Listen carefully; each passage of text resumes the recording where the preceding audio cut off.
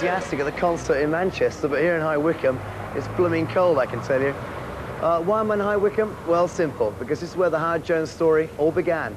John Howard Jones was born in Southampton on the 23rd of February 1955. As a child, his family moved around quite a bit, and he went to several schools, starting in Leicester, then Cardiff and Rugby, and of course ending up in High Wycombe. He also spent some time in Canada and even made an early television appearance on Canadian TV singing Welsh songs. But it was here in High Wycombe that Howard finally settled. He developed his musical interests here. He also practiced the piano and sang in a few local choirs. He went here to the Royal Grammar School, where he collected a bag full of O and A levels, and despite his music teacher advising him not to take music A-level, he formed his first band. The band were called Warrior, and they played what he describes as electro-classical rock. On leaving school, he went to the Royal Northern College of Music in Manchester to study the classical piano. Piccadilly Radio. For a bit of spare cash, he did the night shift at the local Piccadilly radio station, working on all-night sessions. He would play his own compositions on a synthesizer every 20 minutes between midnight and 6 in the morning.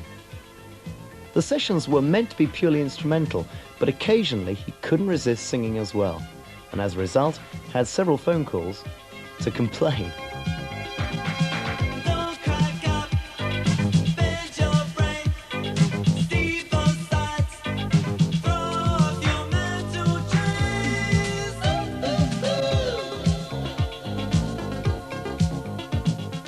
He soon realised he wanted to concentrate on rock music, so he left college, came back to High Wycombe.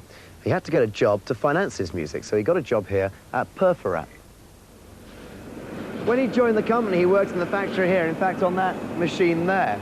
Then after just a few months, the company moved him this way to the office. Madge, I think you still have something he gave you, a tape. Yes, they used to send these tapes away, demo tapes. And he brought one in one day and said I could take it home and listen to it. And when I brought it back, he said, oh, it's all right, you can keep it. So I said, oh, good, when you get famous, I'll be able to sell that for a lot of money. He wore glasses and had sort of browny-coloured hair, always wore a suit, shirt and a tie. But he was very, very nice. He got a lovely sense of humour and he was just a nice fella. He looked after old ladies, like me. When you used to do a gig out in High Wycombe, for instance, you used to come in here in the morning. Yes. Did he ever relate any of the stories of the gigs? Yes, there was one, I think it's when he first sort of started, and he went to play in a pub in Downey somewhere, and the next morning we asked him how did it go, and he said it was terrible. He said I was playing the piano all the time and singing, and people just sat and talked and nobody listened, but he said I'll show him one day, and that's what he's done. Giving piano lessons was another way of earning money, and it was while doing this that he met and married his wife Jan, who helped and encouraged Howard with his music, even organising his bookings. His wife had been very persistent in telephoning and almost became a pest, and I gave her a booking just to find out who he was and what he was like. We didn't realise it was sort of synthesisers and that, but it started off quite well and went down well afterwards. Some people in the town, I believe, were billing him as being an organist.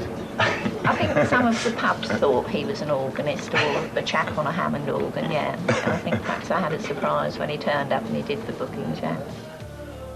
Playing in the pubs and clubs around High Wycombe in the evenings, he went through several changes of image and met a mime artist, Jed Hoyle, who he spotted dancing at one of his gigs. He asked Jed to join in on the stage, and it was the start of an exciting visual partnership.